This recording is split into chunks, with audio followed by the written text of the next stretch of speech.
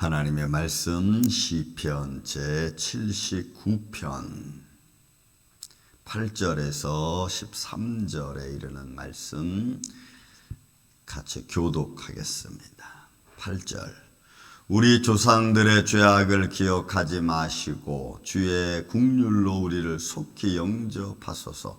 우리가 매우 가련하게 되었나이다.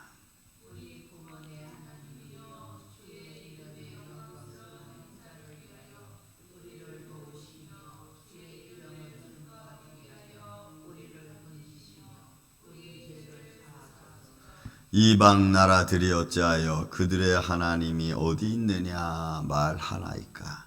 주의 종들이 피 흘림에 대한 복수를 우리의 목전에서 이방 나라에게 보여주소서.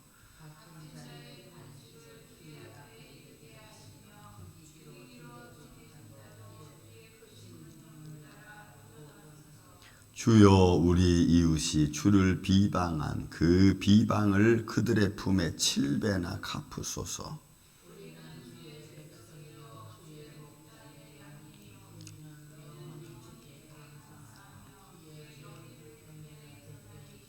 아멘. 자, 아삽의 시로 되어져 있다고 말씀을 드렸습니다. 이방 나라들을 통해서 하나님께서 주의 사랑하는 자들을 가르치는 거죠. 근데 그 가르침은 상당히 이스라엘 백성들에게 있어서는 아주 큰 진노로 다가옵니다.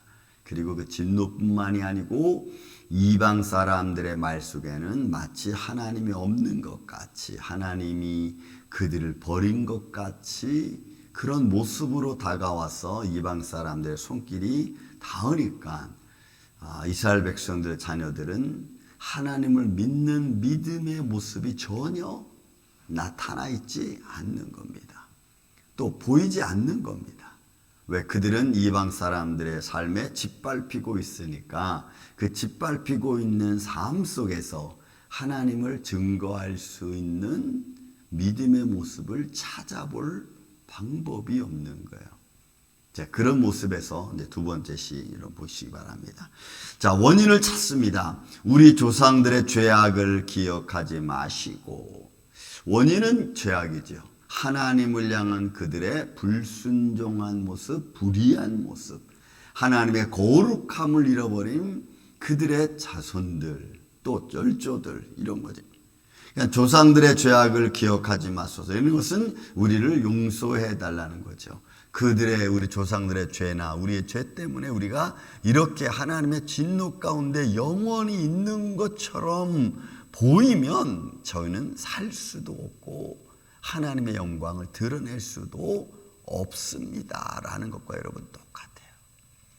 그러니까 하나님의 진노가 길면 그 진노를 받는 사람들도 하나님을 잃어버리고, 그리고 진노를 향한 대적들도 하나님이 없는 것처럼 여길 수 있다는 게, 이게 우리 인생의 삶의 모습입니다. 이게 참 중요하죠. 그래서 이스라엘 백성들이 바벨론 포로로 끌려갈 70년을 향해서 끌려가면서도 그들은 또 끌려가는 중에 또 그리고 끝나지 않은 어떤 10년, 20년, 30년 막 지나가면서 그들은 하나님을 다 잃어버려요. 율법을 다 잃어버려요. 하나님을 섬기는 것 자체를 잃어버려요. 근데 그걸 유일하게 이제 막 몇몇 지도자들을 통해서 그게 율법이 전수되어지고 율법이 보존되어지는 것까지는 했지만, 그러나 그 안에 담겨있는 의의는 다 잃어버리는, 마치 껍데기만 갖고 있는 것처럼. 사두개인들이 나중에는 천사도 없고 부활도 없다고 말할 정도로 됐으니까 뭐 더 이상 말할 게 뭐 있겠어요. 그냥 껍데기만 잡고 그들은 있는 거죠. 알맹이 다 잃어버리고. 자, 그런 겁니다. 그래서 그들의 죄악을 기억하지 마시고 주의 긍휼로 우리를 속히 영접하소서. 우리가 매우 가련하게 되었습니다.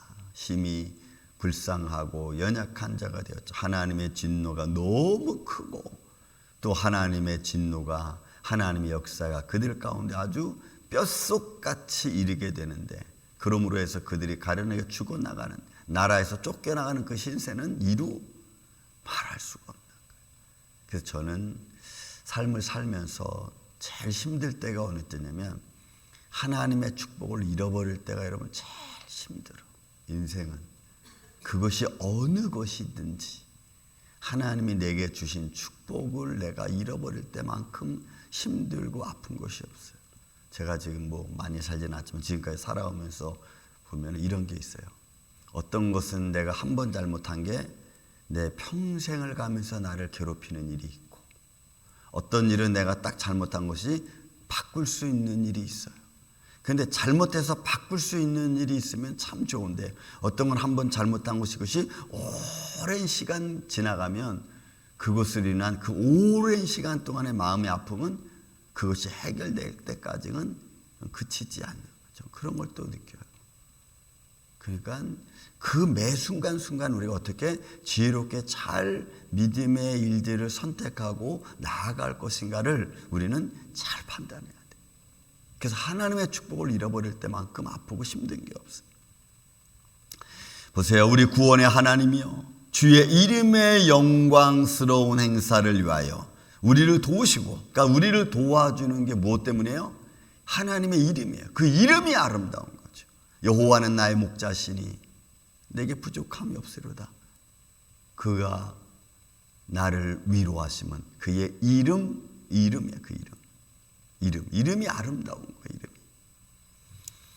또 우리를 도우시고 주의 이름을 증거하기 위하여 우리를 건지시며 우리 죄를 사서, 그러니까 주의 이름을 증거할 자는 우리밖에 없다는 거죠. 그러니까 주의 이름을 증거하기 위해서라도 우리를 도와주시고 우리 죄를 용서해 주시고 우리를 주의 손길로 구원해 주시옵소서, 이거예요. 유일하게 하나님의 영광을 본 이스라엘 백성들, 유일하게 살아계신 하나님을 알고 있는, 깨닫고 있는 저와 여러분, 하나님, 내가 살아계신 하나님을 증거하길 원합니다. 그러하오니 주님, 내 생명을, 내 건강을 주님 지켜주세요. 살아있는 동안에 살아계신 하나님을 증거하기를 원합니다. 이거예요. 그러니까 이스라엘 백성들은 살아계신 여호와, 살아계신 주 예수 그리스도를 증거해야 될 사명이 있는 거예요. 존재 자체만으로도 하나님의 영광을 지니고 있는 게 여러분 이스라엘 백성들이에요. 그러니까 먼저 선택된 자에 대한 하나님의 축복하심이죠. 여러분 이게 참 놀라워. 그러니까 가정도 마찬가지입니다. 먼저 하나님의 가정에서 엄마가 부름받든 아빠가 부름받든 아들이 자녀가 부름받든 어떤 그 하나님의 부름받은 자녀가 믿음을 지켜가면서 그 가정을 변화시키는 것은 너무너무 중요한 겁니다. 왜? 그 아이는 또 그 부모는 그렇게 먼저 부름받은 자의 영광이 있어요. 근데 그 먼저 부름받은 자가 자기 부른 하나님을 잃어버리면 그 가정은 여러분 힘들어지는 거예요. 이게 우리들의 삶의 모습입니다. 그러니까 그 주의 이름을 증거하기 위하여 우리를 건지시며 우리 죄를 사하소서. 이방 나라들이 어찌하여 주의 그들의 하나님이 어디 있느냐 말하리까. 주의 종들이 피 흘림에 대한 복수를 우리의 목전에서 이방 나라에게 보여주소서. 그러니까 이방 나라들이 그렇게 고난당하는, 너희가 여호와 하나님을 섬겨 그분이 살아있어 뭐 어쩌고 저쩌고 하는데 근데 왜 너희는 이렇게 고생당하니? 라고 말하는, 그들의 하나님이 어디 있느냐 말하나이까. 주의 종들이 피 흘림에 대한 복수 우리의 목전에서 이방 나라에게 주님 보여주세요. 우리를 그렇게 대하고 우리를 그렇게 욕하고 하나님의 영광을 가린 그들에게 정말 하나님의 살아계심을 보여주세요. 이렇게. 저도 그런 마찬가지. 우리 지금 당하고 있는 여러 가지 많은 사회적인 일들, 타운의 일들, 하나님, 우리가 할 수 있는, 저들을 이길 수 있는 방법은 없습니다. 하나님이 저들을 이기시고 대적자들을 물리치고 외에는 우리가 이길 방법이 없습니다. 그러니까 저들에게 하나님의 살아계심이, 저들이 하나님의 교회를 힘들게 하고 어렵게 하면 어떤 일을 당하는지를 하나님이 보여주셔야 우리가 거기에 대한 힘을 얻잖아요. 믿습니까? 그래 우리가 여러분 힘을 얻어요. 또 갇힌 자의 탄식을 주의 앞에 이르게 하시며 죽이기로 정하진 자도 주의 크신 능력을 따라 보존하는. 그러니까 이거는 11절은 이스라엘 백성 자체를 말하는 거예요.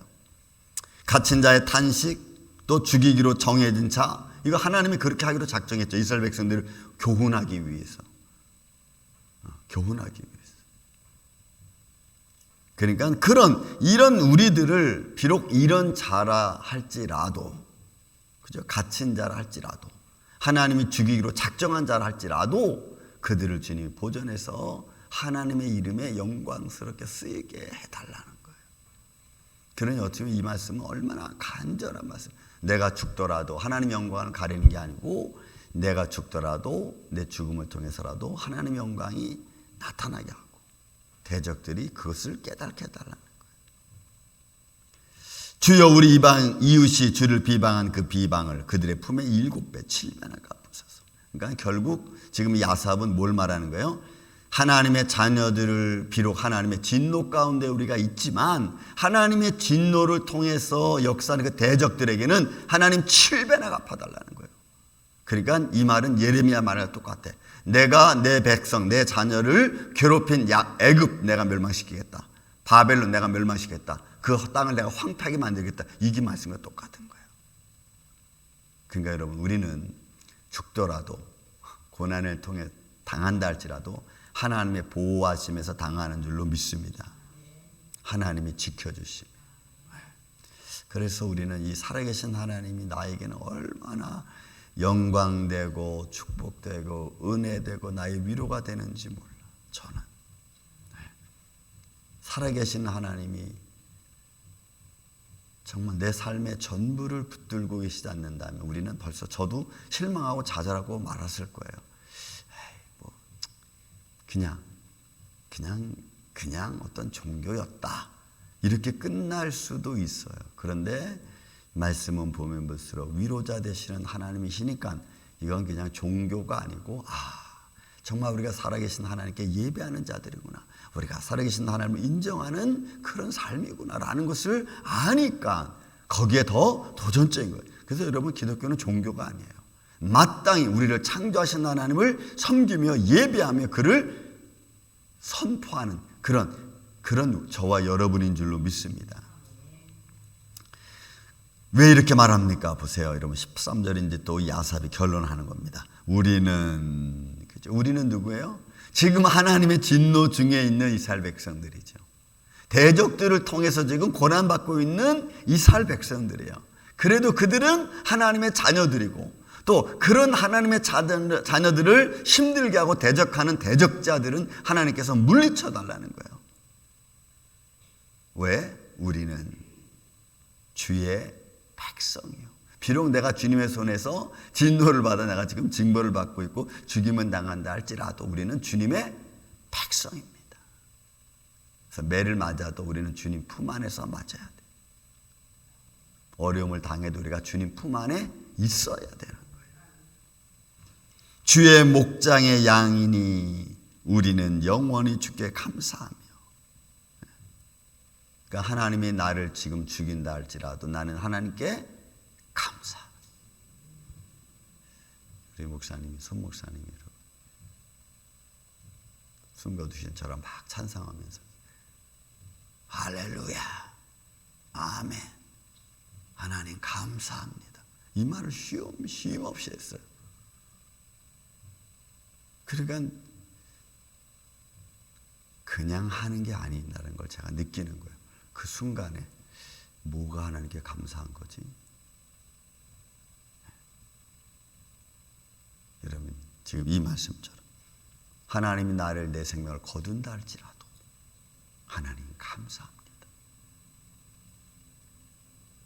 제가 아무튼 은혜를 많이 받았어. 이런 분이었구나. 내일 또 설교하겠지만 이런 분이었구나. 왜 내 생명을 걷어가는 상황 속에서 하나님께 감사라는 말이 나올 수 있을까?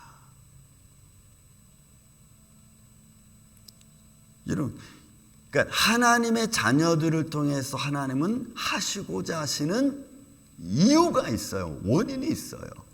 뜻이 있어요. 주의 목장의 양이니 우리는 영원히 주께 감사하며 주의 영예를 대대에 전하리이다.